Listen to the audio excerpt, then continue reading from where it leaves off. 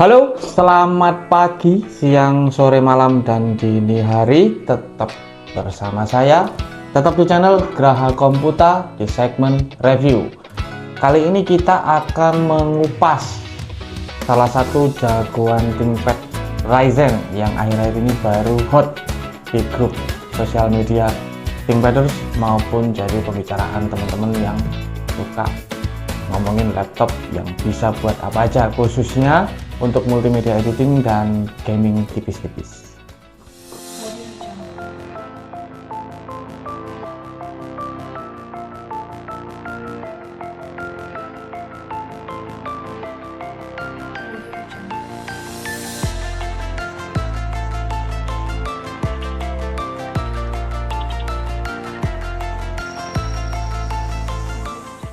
Seperti teman-teman lihat di sini, dia ukuran bodinya compact ya, kecil.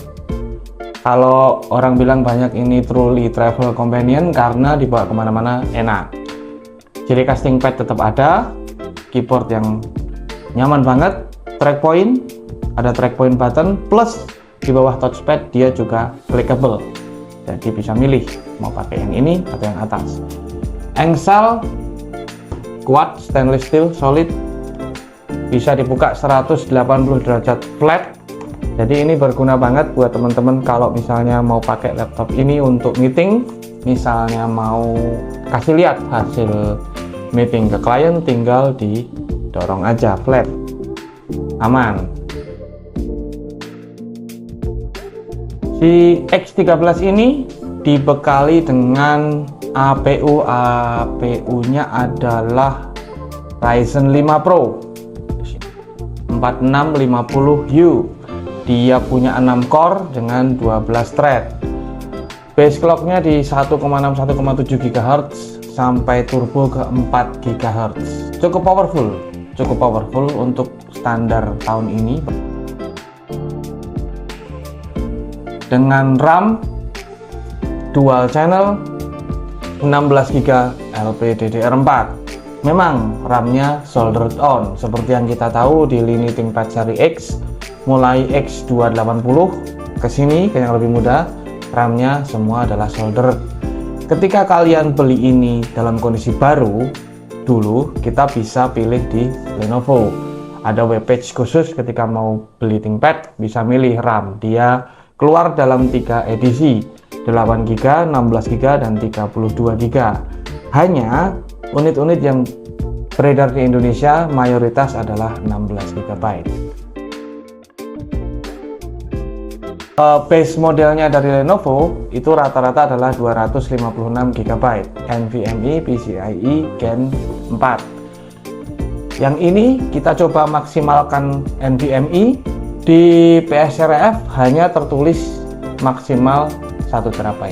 Tapi kenyataannya kita masukin di sini SSD NVMe 4 TB. Merek PNJ dan sistem bisa berjalan dengan lancar. Yang lebih amazing lagi adalah speed read and write-nya. Speednya bisa tembus 3700 MB/s untuk read dan 3200 untuk write-nya. Ini ngebut ya. Kalian bisa copy file, buka aplikasi, nggak nyampe sedetik udah kebuka. Ngirit waktu, nambah produktivitas tanpa masalah. Untuk konektivitas wireless terutama, dari pabrikan si X13 dibekali 3 jenis wireless. Ada Wi-Fi 6 AX200, lalu MediaTek juga Wi-Fi 6, lalu dari Realtek. Unit kita yang ada di sini dibekali Wi-Fi 6 AX200, dual band 2,4 GHz dan 5 GHz, plus include Bluetooth 5.1. Jadi teman-teman nggak perlu khawatir misalnya mau pakai wireless device audio, pakai TWS atau pakai headphone yang ada Bluetooth-nya, semua lancar, hampir dia nggak ada latency. Uniknya di X13 ini, slot SD card-nya jadi satu dengan slot SIM card. Untuk yang edisi WWAN, dia ada slotnya di bagian belakang. Di sini, di daerah sini. Untuk yang edisi non BWAN, dia slotnya micro SD card-nya ada di sini. Combo seperti HP-HP Android masa kini. Satu tray bisa dipakai berbagai fungsi. Speakernya dual otomatis karena dia udah stereo, Dolby Stereo. Di X13 ini sudah ada built-in Dolby Audio. Yang mana kita harus note bahwa fitur Dolby Audio ini hanya bisa digunakan dengan wired device. Dalam artian pakai kabel, harus colok 3,5 mm nya baru Dolby-nya bisa dipakai. Saya akan coba ya untuk tunjukin ke teman-teman bagaimana perbedaannya signifikan antara pakai Dolby dan tidak pakai Dolby. Saya buka dulu. Nah, sekarang kita akan buka YouTube.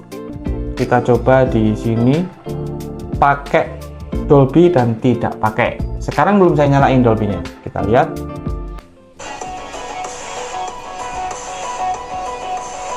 Ini dengan volume 60, teman-teman. Volume 60 seperti ini. Ini yang tanpa Dolby. Lalu saya akan nyalakan Dolby-nya. Ini Dolby on dengan volume yang sama di 60. Ini Dolby off. Ini Dolby on.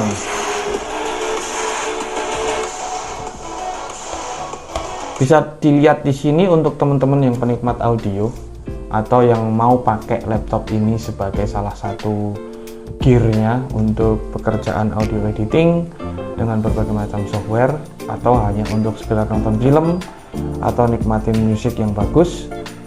Dolby ini sangat membantu untuk meningkatkan kualitas audio. Sini ada kamera 720p fixed focus, dilengkapi dengan Think Privacy. Jadi di sini ada kayak slide gitu ya teman-teman, buat nutup kameranya. Ini masuk ke Think Security ya. Jadi ketika slide-nya ini ditutup, di kamera akan ada red dot, ada titik merah. Ini berarti kameranya nggak bisa dipakai karena ditutup. Kalau mau dipakai tinggal di slide di sini, dia otomatis detect langsung. Ini berguna untuk fitur keamanan. Jadi misalnya teman-teman takut misalnya kameranya dihack atau gimana, tinggal ditutup, masalah selesai. Untuk mikrofon di sebelah kamera juga ada mikrofon dual array. Dia udah include noise cancellation.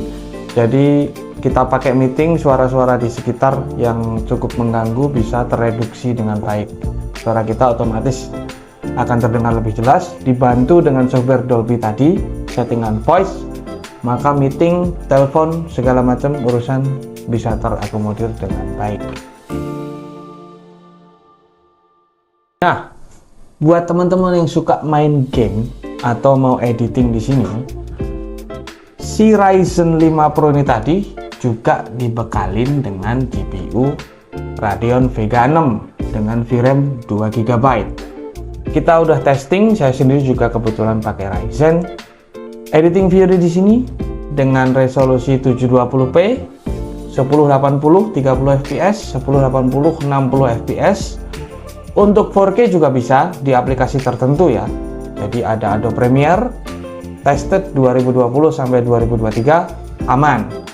Lalu pakai Filmora dari Filmora seri 8 X 11 12 aman.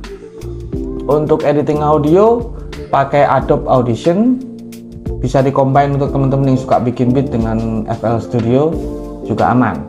Jadi laptop ini bener-bener full feature in small pack. Ini kecil, enak dibawa kemana-mana. Baterainya cukup gede ya untuk ukuran laptop sekecil ini. Jadi baterai bawaannya dari pabrikan itu 48 Wh. Kalau teman-teman sekarang hunting laptop ini, karena laptop ini tergolong masih keluaran muda ya, keluaran 2021, ada yang keluaran 2022. Jadi kemungkinan untuk mendapatkan device dengan baterai yang sehat itu masih besar. Nah, di sini di unit yang saya review itu baterainya untuk full charge capacity-nya masih ada di 44 Wh dari 48 Wh. Jadi ini masih sehat banget. Dengan cycle count masih di 64 kali. Teman-teman bisa lihat di sini. Ya. Dia akan terbaca ya. Jangan lupa ketika beli ThinkPad selalu install Lenovo Vantage karena software ini sangat membantu untuk ThinkPader untuk ngeset banyak hal, power, audio. Nah, dengan baterai yang masih 44 Wh tadi, untuk pemakaian normal, ringan maksud saya, dengan brightness 50-60%, WiFi on, buka banyak browser, streaming YouTube, chat juga ada, misalnya teman-teman pakai Telegram, pakai WhatsApp, terus pakai aplikasi chat yang lain, dia masih bisa bertahan di angka 5-6 jam. Cukup oke untuk dibawa traveling, misalnya ke kantor, pagi hanya cukup ngecas sekali. Atau misalnya teman-teman termasuk orang yang behind the desk, langsung tancap aja chargernya. Selama pakai charger yang proper, baterainya tidak akan kenapa-kenapa. Saya juga pakai keyboard mechanical yang lain. Ngetiknya feel-nya tetap lebih nyaman di ThinkPad. Salah satunya adalah karena touch di ThinkPad ini ada semacam U-shape. Kalau orang bilang concave ya. Jadi dia agak melengkung yang membuat ergonomi ngetik lebih gampang dengan key travel yang panjang. Jadi kalau kita sentuh jari ke touch ini, ke keycaps-nya ini, langsung kayak center, langsung kayak ke tengah. Jadi nggak ada meleset-meleset, nggak ada typo, sangat meminimalisir typo. Bahkan dengan ukuran seri X yang seperti ini, compact keyboardnya, saya nggak pernah ada masalah untuk ngetik ini nyaman. Untuk layar, ukuran layarnya 13,3, ukuran bentang diagonal layarnya. Nah, si X13 ini datang dengan 3 macam konfigurasi layar, yaitu HD biasa 1366x768, lalu Full HD IPS 1920x1080, lalu ada Full HD IPS juga dengan resolusi yang sama tapi touchscreen. Unit yang saya pegang dia datang dengan HD 1366x768. Banyak teman-teman yang 2024 masih HD. Jangan salah, resolusi HD ini di mata tetap bisa nyaman karena luas penampangnya kecil. Kalau teman-teman biasa pakai HD di 14 inch baru tidak nyaman. Pakai HD di 15,6 inch itu namanya ngajak berantem. Tapi pakai HD di 13,3 sejauh ini saya masih nyaman. Brightness-nya ada 10 level. Plus ada nilai plus yang kita dapatkan dari layar yang HD ini, yaitu baterai life-nya lebih panjang. Karena seperti yang kita tahu, makin tajam layar, dia makan energi makin banyak. Lalu pasti pada penasaran, saya bilang dari tadi ini enteng. Karena emang ini enteng, beratnya hanya 1,2 kg, lebih dikit. Ditambah charger yang rata-rata 300 gram, dia hanya kurang dari 1,6. 1,2 tambah 300, 1,5 kilo. 1,5 kg udah include charger. Ini asli, enteng banget. Kayak nggak bawa laptop ya.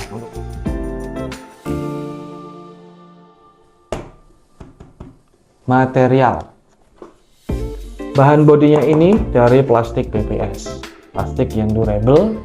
Lalu yang lebih keren, bottom case-nya dari magnesium. Di sini juga tertulis ThinkPad X13 magnesium chassis. Magnesium coy. Makanya dia bisa lolos military grade 810G. Kalau kata orang luar, ThinkPad built like a tank lah. Unit ini saya dapatkan dengan harga sekitar 4,5-4.600.000 ditambah ongkir. Worth it atau enggak? Sangat worth it. Karena kalau kita pikirin, misalnya teman-teman punya perbandingan 4,5 juta beli laptop baru, dapat apa? Beli laptop bekas dari brand lain misalnya selain ThinkPad, dapat apa? Oke lah, mungkin speknya bisa lebih di atas ini mungkin, tapi ada banyak fitur yang ThinkPad punya yang laptop lain tidak punya. Material durable, port dan slot yang banyak, kemampuan engsel yang kayak begini. Ini laptop lain nggak ada yang kayak begini tuh. Keyboard yang super nyaman, dimana mayoritas orang pakai ThinkPad atau orang pakai laptop pada umumnya pasti butuh ngetik kayak gini di laptop lain. Nggak bisa senyaman ini. Touchpad, Dolby, kamera,